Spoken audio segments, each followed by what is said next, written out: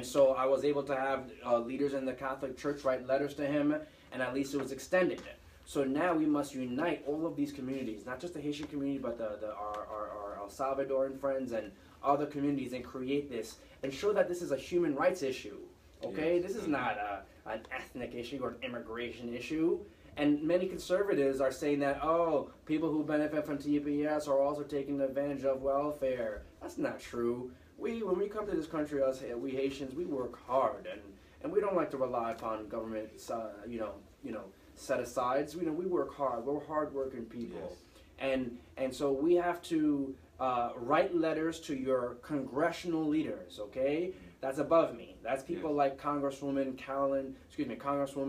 Kathleen Rice, who represents Baldwin and Hempstead. She's a powerful person in the Congress. But more powerful than her is Congressman Pete King, and he represents Brentwood, okay?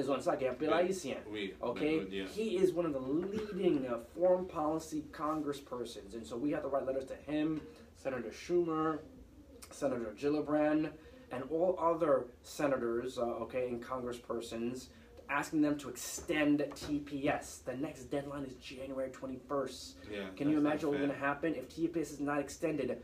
50 to 60,000 Haitian nationals will be forced to return to Haiti. That would be a very dangerous thing to do. You know why? Can you imagine? The situation in Haiti already is very fragile, right? Mm-hmm. Our economy, the politics of Haiti is very fragile. You're going to now force 80,000 people to go back there, who some of them don't even know the language because they were born here. That doesn't make sense at all. Let's do the right thing. Let's do the humane thing. Extend TPS. Give these people, and these are people, they're not illegal aliens. There's nothing illegal or alien about a human being. Yes. Give them a pathway to become a citizen. Make them pay taxes, make them get a school education, exclude those or kick out those who have criminal records. We understand that. People who TPS are good people. One person who has TPS works in my sister's office, the assemblywoman. You see, we just don't talk about the Haitian community. We actually, are part of the Haitian community. That's right. And so that's a great question. Thank you for asking that. And now, a follow-up question. A lot of people say they start getting letter already that come January 1st they have to, leave the country. Do you know anything about that? I've heard of constituents receiving those letters. If you do, please contact my office. I want to take that letter and bring it in front of Channel 7, Channel 2, Channel 12, and show the world what's going on. We have to speak up, and we have to start to mobilize and get organized on this, okay? We have to we've been kind of quiet ever since it was extended. We then need to start to mobilize and organize. You could do something about that. Contact your local community leaders. Please reach out to my office, 516-571-6203, and let me know if you want to do something. We could do something, whether it's a march or protest. We should march on the Brooklyn Bridge, just like we did. Yes. That's the important thing in the Haitian community. I want everyone to understand. There was a Haitian man that was brutalized by the New York City Police Department. And Haitians, over 80,000 Haitians, marched on the Brooklyn Bridge. I wasn't there. I didn't go to that. I was probably like in high school or grade school at the time. But I know of people who went to that. And that created a level of activism in the community. You were there? Yeah, I was there. Tell me how was it, my brother? It was a great experience. Yes. I wish I was there. It was awesome. Yeah, it is very rare to have Haitian go into actions because we are a little bit passive. It takes a lot for us to start something, and I believe this is something that we need to do, especially for the TPS. And we have to do something. We can't just stand by and do anything. Do you know our history? Est-ce que vous connaissez l'histoire Haïti? Haiti is not just a country of freed slaves that gained their independence in 1804, because after we expelled the French, the British came, and we also whipped their butt. Then the Spanish came, and these are the leading military forces of that day and age. And we, more than the slaves in other countries, we rebelled and overcame our slavery and the bondage. And it took a level of organization, it took a level of people from different parts of Africa putting their heads together, which is why it's our national motto, La L'Union fait la force. It took different slaves speaking different dialects, from Macadal to Toussaint to Pétion, who was, bourgeois, putting their differences aside, to Dessalines, and so I encourage every young Haitian, if you want to do something for yourself that's positive, that's going to encourage you, read this book called The Black Jacobins by C.L.R. James. read that book. I guarantee you that book will change your life. That you will not see yourself anymore as a piece of the pie, but you will see yourself as a majority, part of a world population of people who deserve something better. Read that book, The Black Jacobins by C.L.R. James. I encourage you. All right. Mr. Carrier, like as a public figure, you encounter some challenges. So can you tell our listeners how do you handle criticism and disapproval of some of your actions?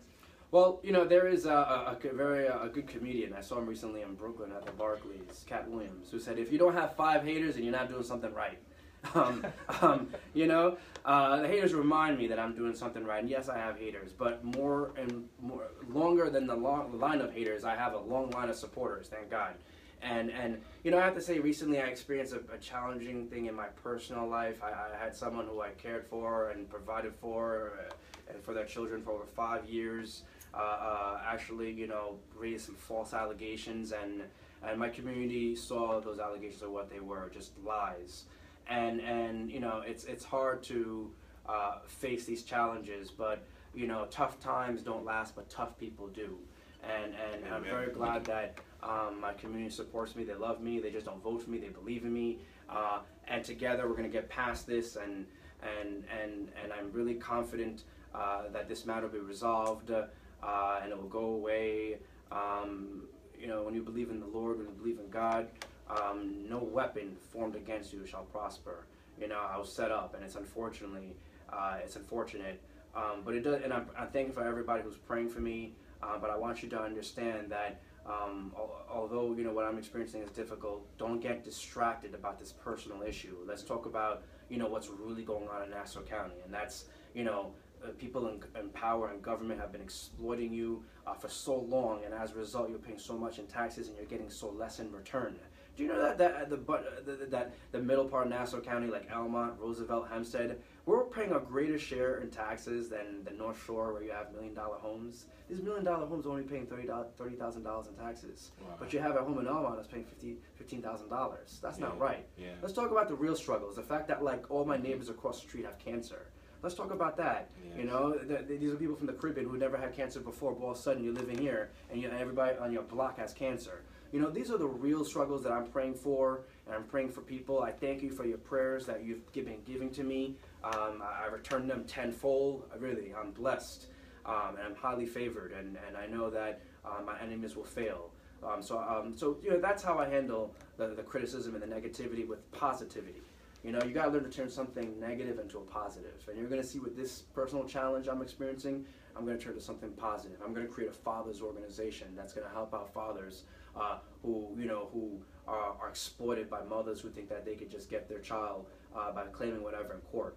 You know, I'm going to help them gain custody. I'm going to help out, you know, true victims of domestic violence.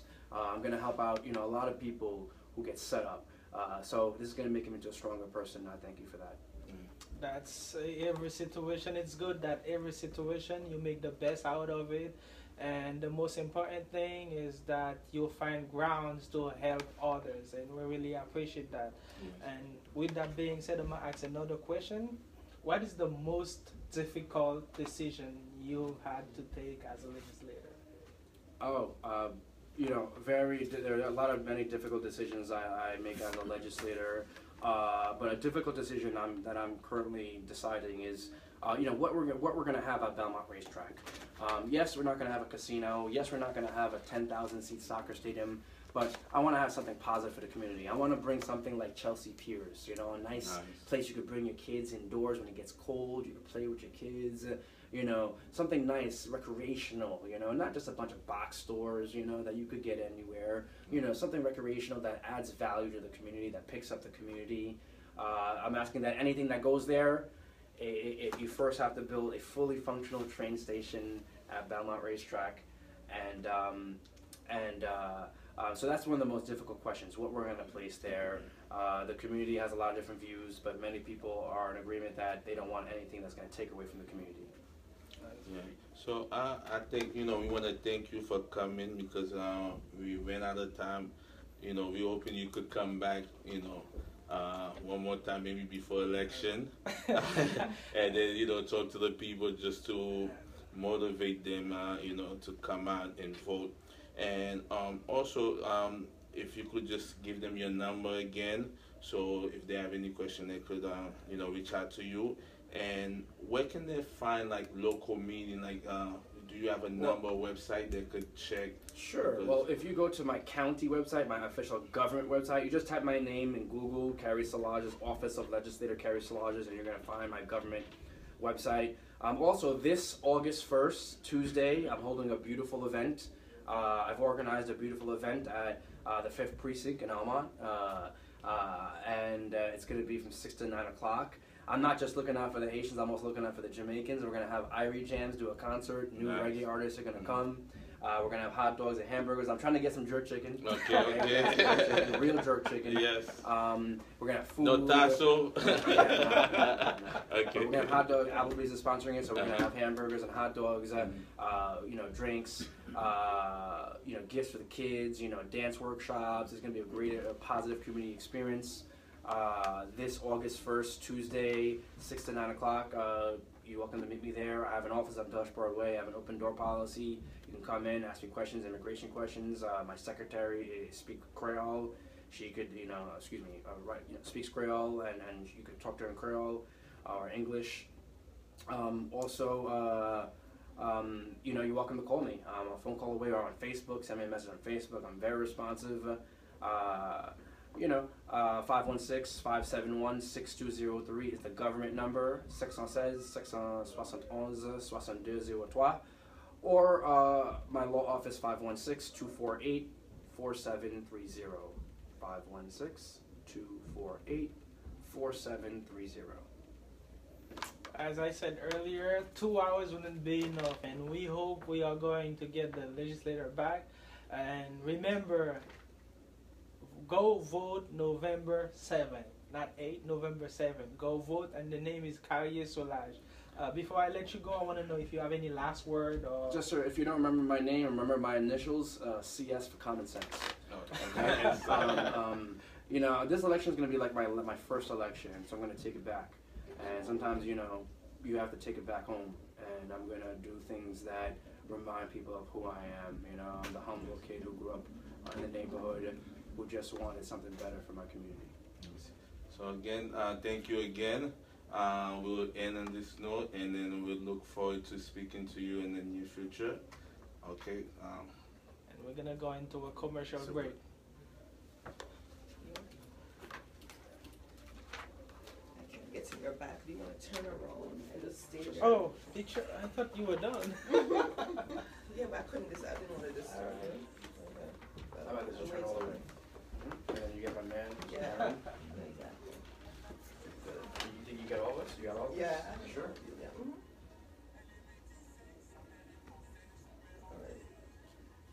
Thank you. Just saying. Thank you very much. Thank you, man. I really appreciate it. Pretty good from a brief encounter at Western Beef. Not bad. Yeah. Not bad.